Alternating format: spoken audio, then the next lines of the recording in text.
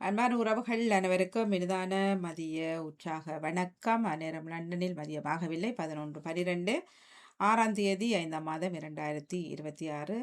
Pamukam TV London Tamil வானொலி ஊடாக உறவுகளின் இணைய வருவது மருத்துவ நேரத்தோடு ஆஸ்திரேலியாவிலிருந்து டாக்டர் பெனிட்டா ஸ்டீபன் அவர்கள் இணைந்திருக்கின்றார்கள். வணக்கம் டாக்டர், வாருங்கள். வணக்கம். வணக்கம் பாணி. வணக்கம் நித்யானந்தன். மன்னிப்பை வேண்டிக் கொள்கின்றோம். 13 நிமிடங்கள் பிந்துவிட்டது, மன்னிப்பு.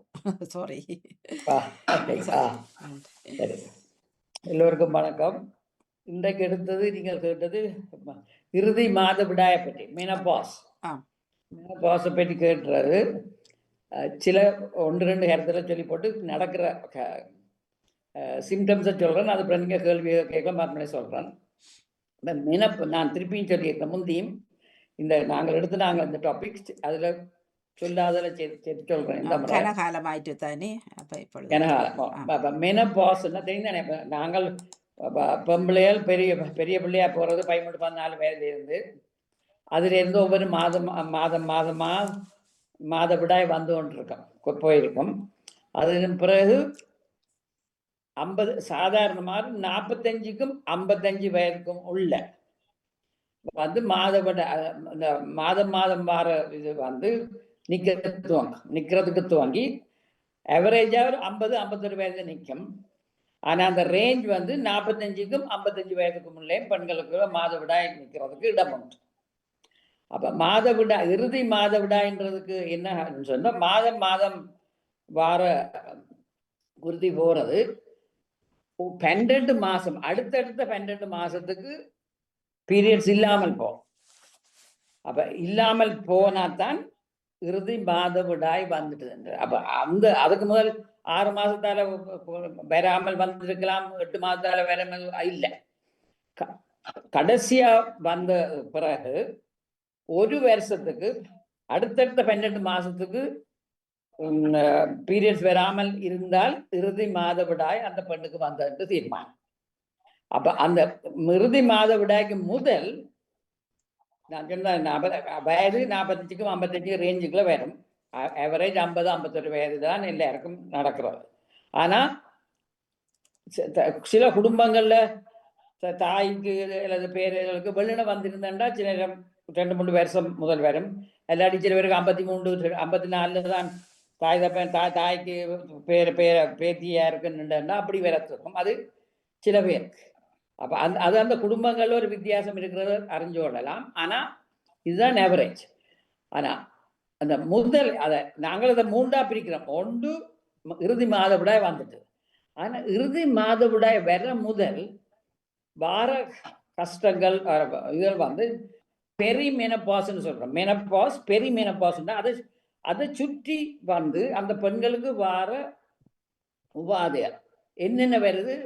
அது வந்து 1 வருஷம் 2 வருஷம் இல்ல, 7 வருஷம், சில பேருக்கு 10 வருஷம் முதல்த்துவம்.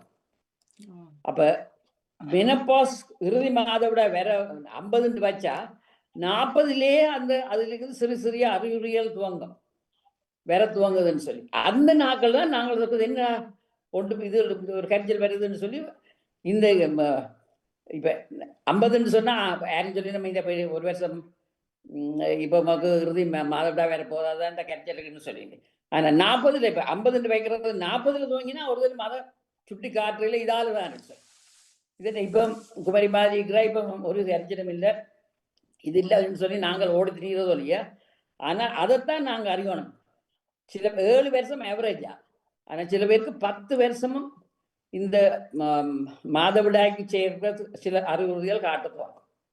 அப்ப அது என்ன அதை என்னத்தால நடக்குதுன்னு சொன்னால், எங்களுக்கு மாதவிடாய் மாதம் எங்களுக்கு நான் முந்தி சொல்லிக்கிறேன், எங்களை பெண்களுடைய இதுல கற்பப்பையில ஒரே அளவான முட்டை பிறக்கைகளே இருக்கும். அந்த முட்டைகள் ஒவ்வொரு மாசம் ஒவ்வொரு முட்டை பொறிச்சு வெளியால எக் வெளியால வந்து ஃபெர்டிலைஸ் பண்றதுக்கு ரெடியா வரும். ஃபெர்டிலைஸ் பண்ணாட்டிக்கு பீரியட்ஸ் வந்து கொண்டிருக்கும்.